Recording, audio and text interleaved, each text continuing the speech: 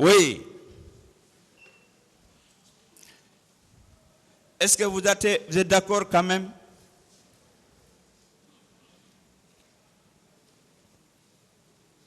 Que le procureur Khan était là le 28 septembre 2022? Vous vous rappelez? Je ne l'ai jamais connu, je ne peux apprécier sa présence en Guinée. Non, je ne dis pas. Je voudrais savoir. Est-ce que dans les médias, dans les réseaux sociaux, vous avez été informé que le procureur de la Cour pénale internationale, Karim Khan, était là le 28 septembre 2022? Je ne suis pas informé. Ok. Est-ce que vous êtes informé, à l'exception,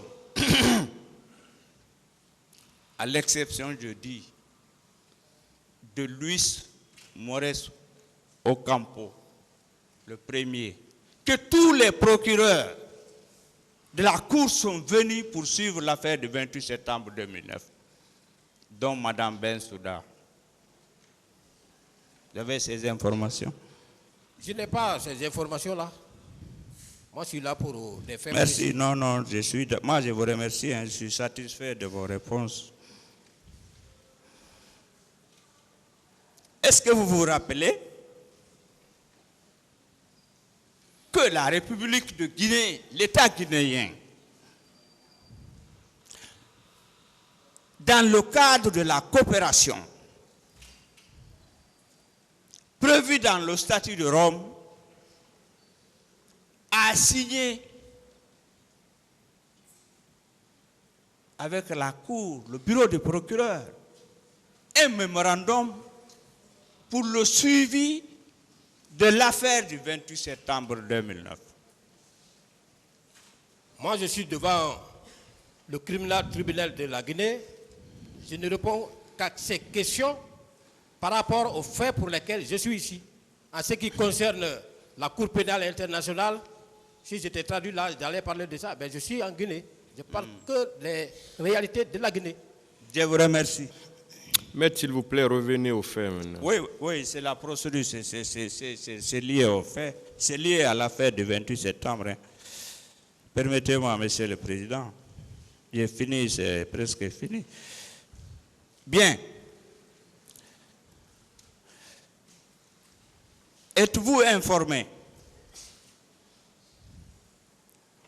que dans le rapport international des Nations Unies, qui a été visé par le réquisitoire du 8 février 2010, que ce rapport a été visé pour déclencher les poursuites dans ce dossier des événements du 28 septembre 2009? Je n'ai pas vu ce rapport, je ne peux apprécier son contenu.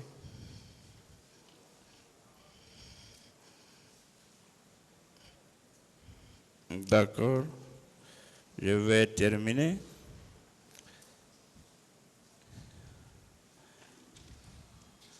Monsieur mon colonel. Maître.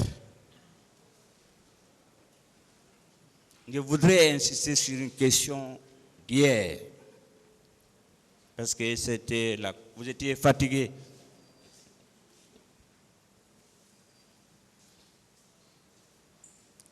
Les événements du 28 septembre,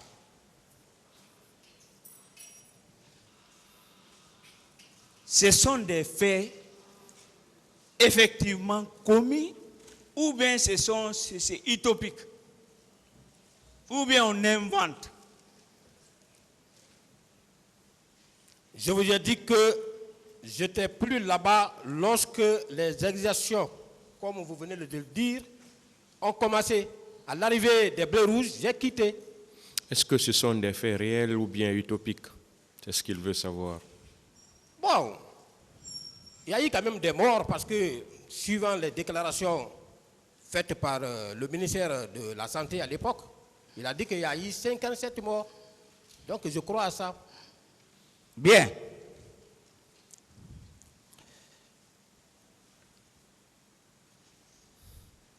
Il y a eu le rapport national d'enquête.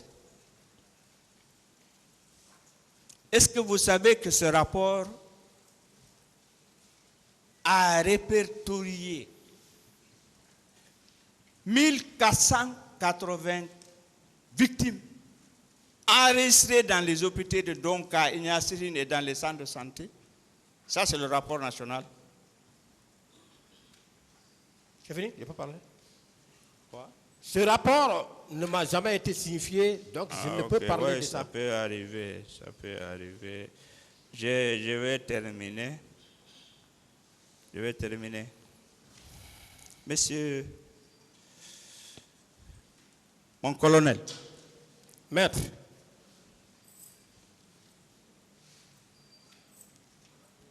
Est-ce que, avec toute excuse,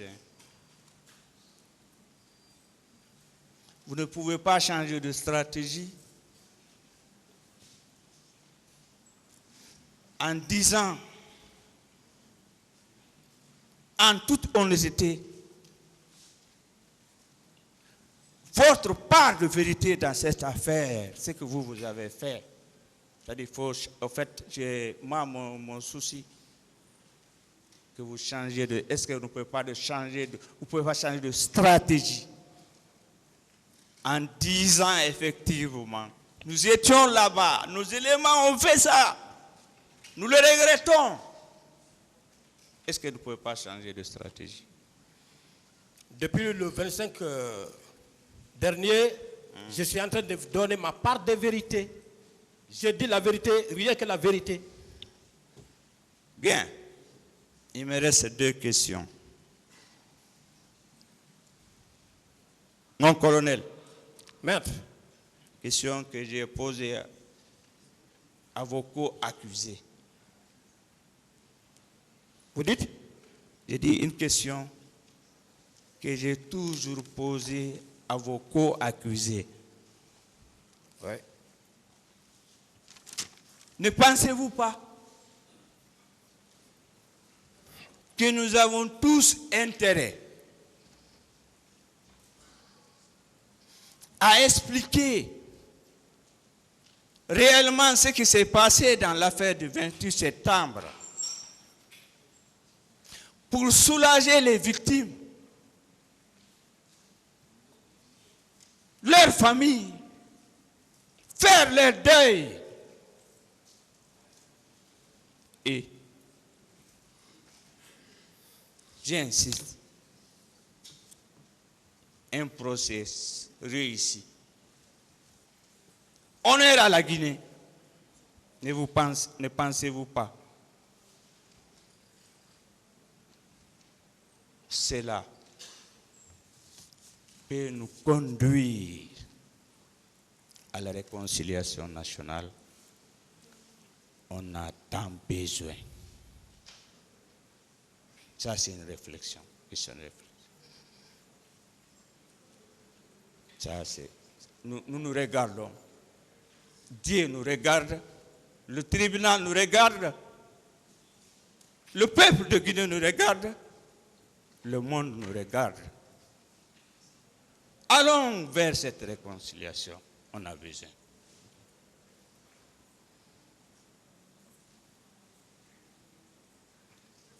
C'est fini? J'ai fini. Non, il reste une seule question. J'ai dit encore une fois de plus. Oui. C'est vous qui allez nous aider. Vous avez parlé une fois quelque chose qui m'a beaucoup plu, que ce procès est pédagogique. C'est un exercice. C'est vous qui devez nous pousser à ce que chacun puisse désormais labourer dans son couloir. Si l'armée reste dans son couloir, la gendarmerie reste dans son couloir, qui est tout le temps assimilé à la population. La police reste dans son couloir, toujours assimilée à la population. On ne va jamais connaître ce genre d'événements. Ça, je vous le parie. Nos chefs hiérarchiques à tous les niveaux ont condamné l'acte. D'autres ont dit dans leur déclaration que la déontologie de l'armée ne lui permet pas d'être en contact avec la population pendant les événements, pendant les manifestations. Mais qu'est-ce que vous voulez qu'on dise? Avant les événements de 28 septembre, la gendarmerie, globalement, a fait combien de maintien d'ordre? Lorsque j'étais dans les escadrons, on a fait combien de maintien d'ordre à Caporal, où un de nous a été rattrapé par la population, tué, crucifié comme Jésus-Christ. Ça s'est passé à Caporal ici. Est-ce que les gendarmes ont décollé pour aller venger leurs collègues? Depuis l'école de la gendarmerie nationale, on nous apprend les conditions d'utilisation des armes. C'est clair et net. Si vous parvenez à nous faire ces observations, à faire un plaidoyer pour que chaque militaire puisse rester dans son cadre en cas d'événement, je vous assure, je vous parie que ce que nous sommes en train de dire, on ne le connaîtra jamais. Je vous remercie. Bien.